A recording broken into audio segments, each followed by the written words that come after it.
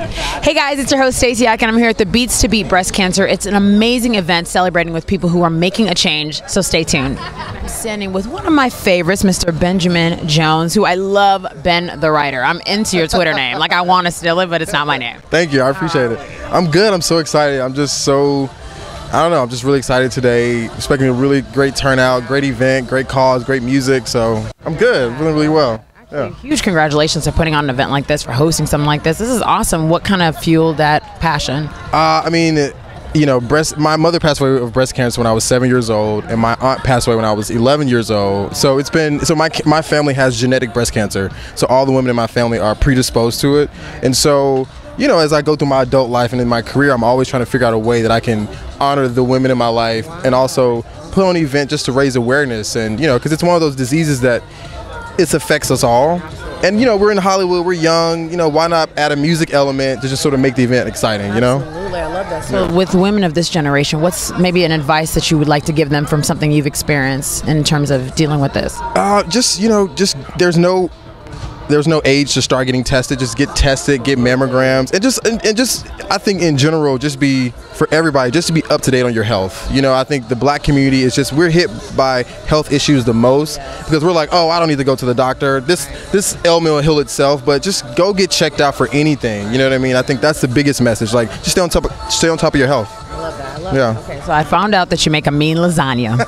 Listen, what are the ingredients? You need to tell me because mine isn't as mean. It's not looking as good. I'm a seafood lover, so if I will, because you're from the South. Oh my God, yeah. I'll put seafood in anything. Okay. So I'll put it in lasagna. I mean, that's my little secret. I just put like just weird ingredients that you wouldn't normally find in it, and just put it in there. You know. I'll be hitting Ralph's today. I love that. I love that. So, okay, you're writing on Hand of God. Yeah. What's the difference between writing on a show like that versus maybe Chasing Life, or like an Amazon audience versus a TV audience? Is there a difference?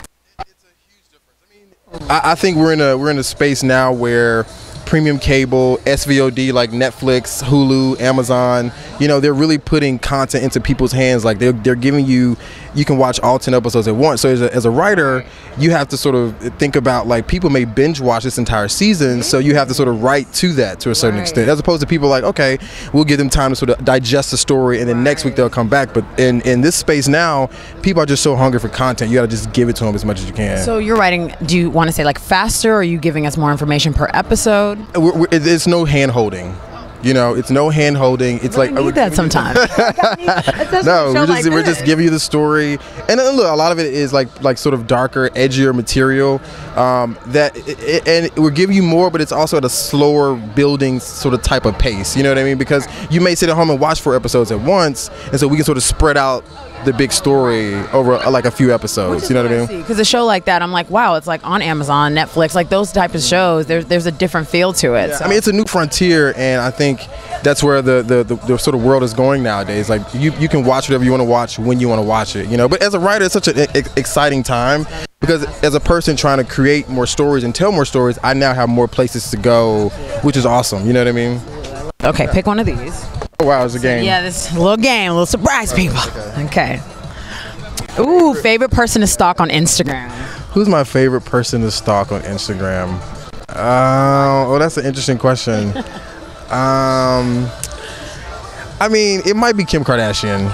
Really? I just sort of like, here's why, because like, she's just very like shameless about it. Like, she's very much like, I'm into social media, I'm putting my business out, this is what it is, and I sort of appreciate that. Like, it's sort of a, I don't know, like maybe a pseudo transparency, but I feel close to her. I feel like we're connected. Right. Thank you guys so much for tuning in. As you can see, things are happening. So go to beats2beatbreastcancer.com if you want to contribute as well. Thanks so much for tuning in to Black Hollywood Live. I'm your host, Stacy Ike, and you can check me out on Twitter and Instagram at OneTakeStace.